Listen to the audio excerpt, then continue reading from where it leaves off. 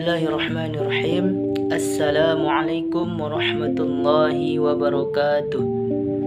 Innal hamdalillah nahmaduhu wa nasta'inuhu wa nastaghfiruhu wa na'udzu billahi min syururi anfusina wa min sayyiati a'malina. May yahdihillahu fala mudilla lahu wa may yudlil fala hadiya lahu. Asyhadu an la ilaha illallah wa asyhadu anna Muhammadan 'abduhu wa rasuluh. Amma ba'd. Bersyukur kita kepada Allah Subhanahu wa taala dengan mengucapkan kalimat alhamdulillahirabbil alamin. Atas berkat rahmat dan kasih sayangnya kita masih diberikan kesehatan sehingga kita masih bisa melaksanakan perkuliahan kita seperti biasa. Tak lupa pula salawat beserta salam kita hadiahkan kepada junjungan kita Nabi besar Muhammad sallallahu alaihi wasallam beserta para keluarga dan sahabatnya. Semoga kelak kita yang senantiasa bersalawat kepada beliau, kita diakui sebagai umatnya dan mendapatkan syafaat darinya. Amin ya rabbal alamin. Yang sama kita hormati Bapak dosen mata kuliah materi PAI, yaitu Bapak Indra Satya Pohan MPDI, dan yang saya banggakan teman-teman seperjuangan. Langsung saja kami di sini dari kelompok 11 akan mempresentasikan hasil makalah kami, yaitu tentang jual beli dalam Islam.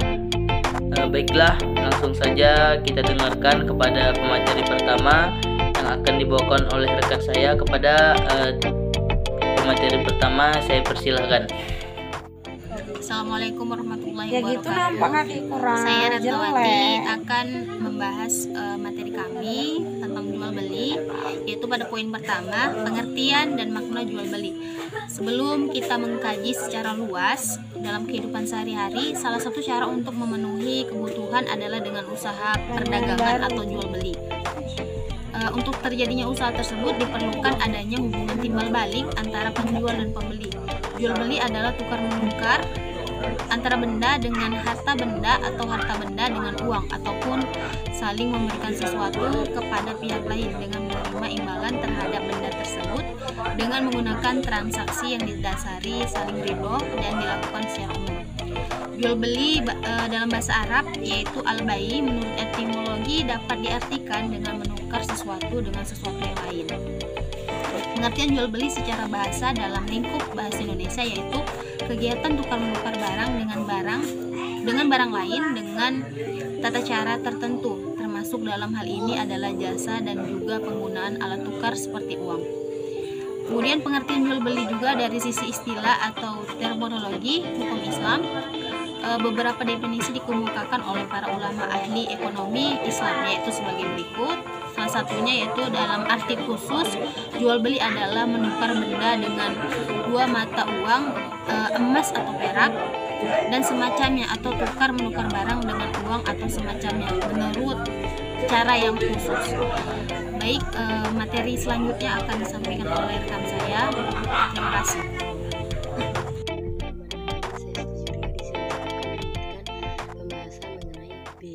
Landasan dan rukun jual beli.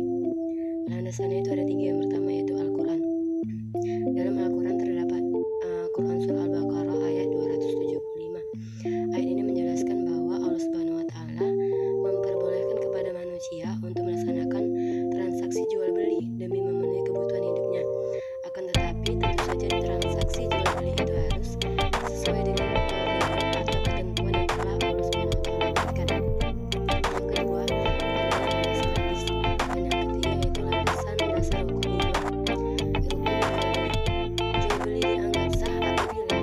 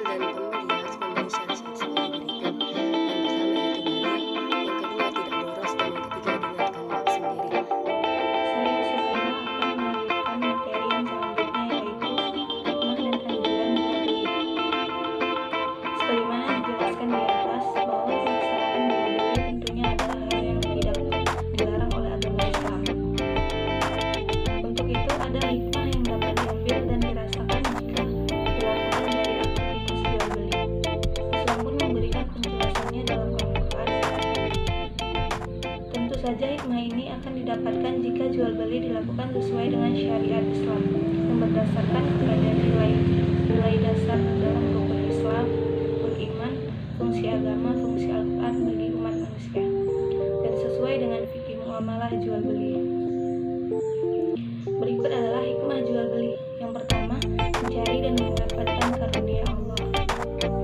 Dalam surat Al-Quran surah Al-Jumu'ah ayat 9-10 dijelaskan, hai orang-orang beriman, apabila disuruh untuk menunaikan sholat Jumat, maka bersegeralah kamu kepada mengingat Allah, dan tinggalkanlah jual beli yang demikian itu lebih baik bagimu jika kamu mengetahui. Apabila telah ditunaikan sholat, maka bertebaranlah kamu di muka bumi, dan carilah karunia Allah, dan ingatlah Allah banyak-banyak supaya kamu beruntung. Yang kedua, menjauhi riba. Sesungguhnya Allah jika mengharamkan atas satu kaum memakan sesuatu, maka diharamkan pula hasil penjualannya. Dengan jual beli tentunya ada akad dan kesepakatan. Untuk itu tidak akan dikenai riba atau hal yang bisa menciptakan berlebih bagi pembeli. Yang ketiga, menegakkan keadilan dan keseimbangan dalam ekonomi. Dalam Quran surah An-Nisa ayat 29 dijelaskan, hai orang-orang yang beriman, janganlah kamu saling memakan harta sesamamu dengan jalan yang batil, kecuali dengan jalan perniagaan yang berlaku dengan sama suka di antara kamu. Yang keempat, menjaga kehalalan rezeki dengan melakukan jual beli. Dengan melakukan jual beli, maka kita bisa menjaga kehalalan rezeki. Tentu saja, bagi yang melakukan penipuan atau pelanggaran jual beli akan membuat rugi diri sendiri. Hal ini sebagaimana disampaikan dalam sebuah hadis, seseorang muslim adalah saudara bagi muslim yang lain. Tidak halal bagi seorang muslim menjual barang dagangan yang memiliki cacat kepada saudaranya sesama muslim, melainkan ia harus menjelaskan cacat itu kepadanya. Yang kelima, produktivitas dan perputaran ekonomi. Dengan adanya jual beli, hikmah yang didapat lagi adalah akan terjadinya produktivitas dan perputaran roda ekonomi di masyarakat. Ekonomi akan berjalan secara dinamis dan tidak sesuai oleh satu orang saja yang mengkonsumsi barang atau jasa. Untuk itu, proses jual beli yang dilakukan dengan adil dan seimbang akan membuat bertahan rezeki bagi masyarakat. Yang terakhir itu ada silaturahmi dan memperbanyak jejaring. Selain dari hal yang disebutkan di atas, dapat diketahui pula bahwa proses jual beli dapat menambah silaturahmi dan memperbanyak jejaring kita di masyarakat. Berbagai kebutuhan akan dihubungi di orang yang berbeda. Untuk itu, setiap transaksi jual beli akan kita dapatkan orang-orang yang berbeda di setiap harinya.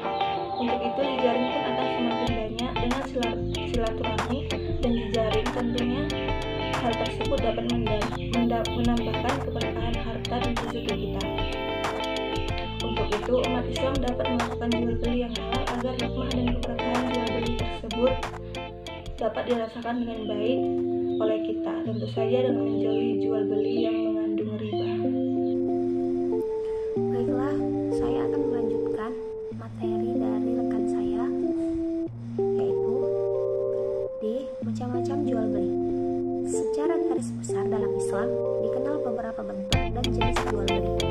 Adapun secara globalnya, jual beli itu dibagi ke dalam dua bagian besar, yaitu satu, jual beli syariah, yaitu apabila jual beli itu disyariatkan memenuhi rukun dan syarat yang telah ditentukan, bukan milik orang lain dan tidak tergantung pada hak yang lainnya. Jual beli yang telah memenuhi rukun dan syarat adalah boleh atau sah dalam agama Islam, selagi tidak terdapat padanya unsur-unsur yang dapat membatalkan kebolehan kesalahannya. Adapun hal-hal yang menggugurkan kebolehan atau kesalahan jual beli pada umumnya adalah sebagai berikut: A. Menyakiti si penjual. B. Menyempitkan gerakan pasar. C. Merusak ketentuan umum. Yang kedua, jual beli yang batal atau fasid. Batal adalah tidak terwujudnya pengaruh amal pada perbuatan di dunia karena melakukan perintah syara dengan meninggalkan syarat dan rukun yang mewujudkannya. Jual beli yang batal adalah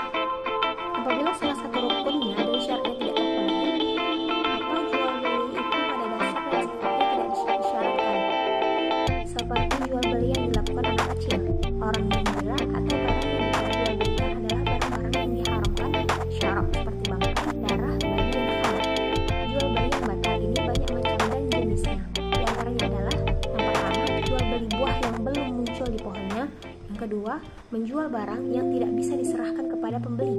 Yang ketiga, jual beli yang mengandung unsur penipuan. Yang keempat, jual beli takaran dalam Islam. Hendaklah apabila seseorang jika melakukan jual beli dengan cara menggunakan takaran atau timbangan harus sesuai dengan apa yang telah diakadkan kepada pihak pembeli atau menggunakan takaran yang sah. Jual beli ini dapat dilihat